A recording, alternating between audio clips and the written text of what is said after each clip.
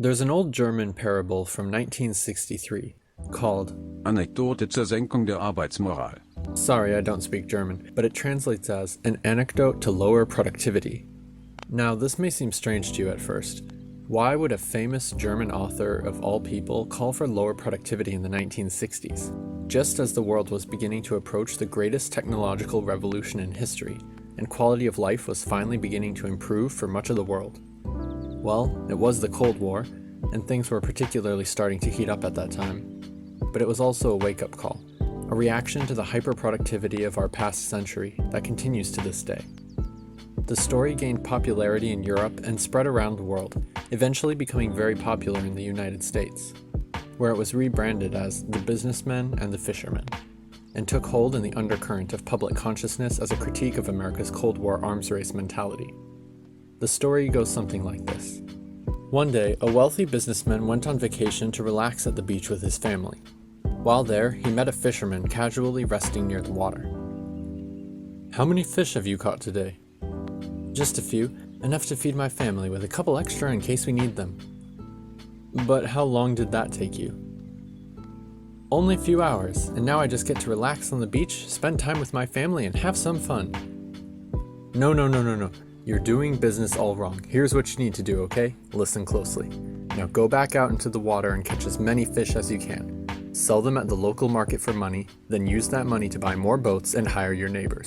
Keep fishing and selling every day until you have a huge fishing company. Then move to the big city and become the CEO. You'll be rich. You'll be a millionaire like me.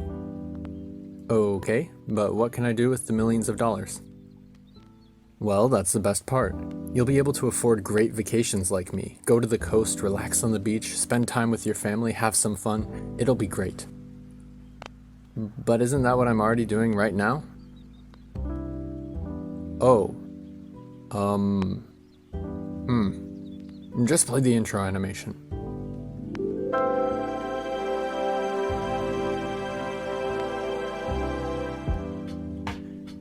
The cult of productivity is not a uniquely Western idea, but it does seem tied to capitalism. Think about it. Back in the days of feudalism and the hunter-gatherers before that, you work as much as your lord makes you, you work as much as you need to for your family's survival, and then you stop for a break as soon as you can. Unfortunately, technology back then wasn't very advanced, so people pretty much had to work all day, every day, just to survive. Then came along new economies and new technology, so that should have decreased the time spent working, right? Wrong. If you thought tending the farm every day was rough, just wait until you get that 16 hours per day, 7 days per week factory shift with low pay, no benefits, and no vacation days. At least as farmers, people could eat some of the stuff they produced, but the new capitalists and technology were like, no, how about you work in my factory until you die so I can play with some cool new technologies and go on vacations to the beach. Deal? This sucks. But we passed that, right? We're all good now? We got weekends, vacation days, sick leave, a 40-hour work week, unions, and even universal healthcare. Well, most places anyway. But now we face a new interesting pressure, and this time it's a cultural one, the cult of productivity. Let's consider a normal day for the average person in the 21st century. You wake up early, go to work all day, then come home at night to do your errands, housework, dinner, and any other responsibilities you may have. But then it's finally over, and you have a few hours left before bed to have some fun and relax, right? And it will be the weekend soon. Finally a break from it all to just lay back and enjoy the... If you sleep for 8 hours a day, you'll never be rich in this country. 80 to 100 hour weeks every week. If you really want to be successful, some days you have to stay up 3 days in a row. If you actually are happy it's the weekend, your shit is broken. I can do 18, 22 hours a day easily. If you wanted to have it, rise and ride. You have to work your face off to kill it. Well, I say just do it faster. Oh, well, I guess I should spend my weekend trying to start a business or something. You should learn to code and sign up for online school, get a second job, then get a side hustle, and invest in stocks, especially my company's stocks. Will that help me? Maybe, probably not, but it will definitely help me, so you should do it. But what about all my hobbies, my family, and the other things I really care about that make my life happy and meaningful? Well, do they make you money? No, not really, I just like them. Well, then they're a dumb waste of time. You're a loser for caring about them. Now go make some money.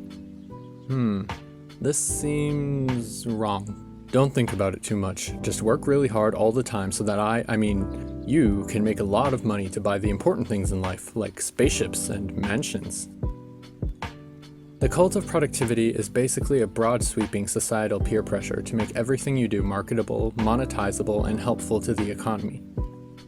Meaning creating and consuming things to keep the gears grinding so the people at the top can stay there. When someone asks, "What do?" you tell them about your work.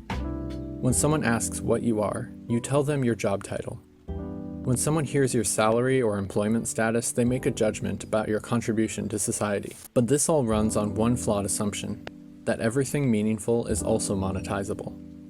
The conflation of these two measures is really dangerous for society. There are plenty of things that are monetizable, but not productive.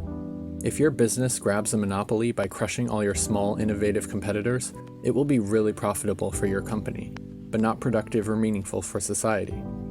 And if you were to create some amazing artwork, writing, or music and then post it online for free, that contributes way more to society than its zero return on investment implies.